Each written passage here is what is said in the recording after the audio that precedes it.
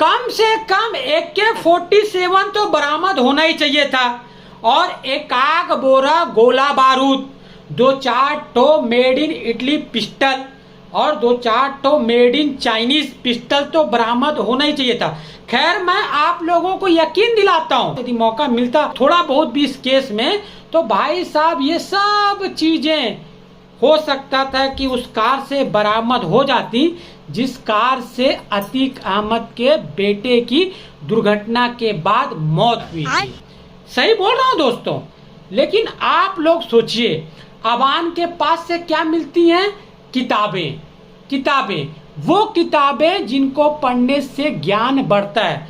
अब तो ये मान लो पूरा देश कि हमारे देश के माफियाओं को भी समझ में आ गया है, उनके बेटों को भी समझ में आ गया है कि ज्ञान किताबों से मिलता है। सड़कों पर जोर जोर से जो आजकल युवा चिल्ला रहे हैं ना, हाँ, समझ रहे हो आप लोग? हाँ, वैसा करने से ज्ञान नहीं मिलता। खैर, मैं हमारे देश की जनता से बोलना चाहता हूं, यदि न्याय का सबको समान अवसर मिलता तो हो सकता था कि आने वाले समय में अतीक अहमद भी हमारे देश का कोई मंत्री बन जाता है यार। अब देखिए आप ही लोग, हमारे देश के जो इस समय के गृह मंत्री हैं अमित शाह साहब, उनके ऊपर क्या क्या आरोप नहीं था, लेकिन उनको हमारे देश की न्यायपालिका ने भरपूर अवसर दिया। हमारे देश के गृह मंत्री तो तड़ी पार रह चुके हैं बेचारे, और उनके ऊपर सोहराबुद्दीन एनकाउंटर, और उस केस में जो गवाह था बेचारा तुलसी राम, बताइए, तुलसी राम की हत्या तक का आरोप था।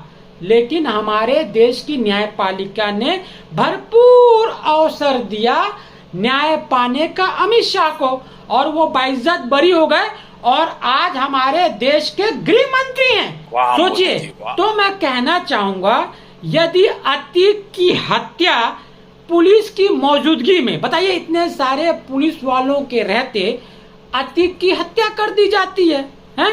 यदि अतीक को भी न्याय का पूरा मौका मिलता है, वो अपने केसेस लड़ता, तो हो सकता था अतीक भी बाइज्जत बरी हो जाता, और आने वाले समय में क्या पता 2047 में वो देश का गृह मंत्री हो सकता था यार। खैर दोस्तों, अगला जो वीडियो मैं बनाऊंगा वो सोच रहा हूँ यार कि मैं उम्र के ऊपर बनाऊं। आप लोगों के क्या विचार हैं, प्लीज आप लोग कमेंट करके बताइएगा जरूर। और ये वीडियो पसंद आता है तो प्लीज यार एक लाइक तो बनता ही है।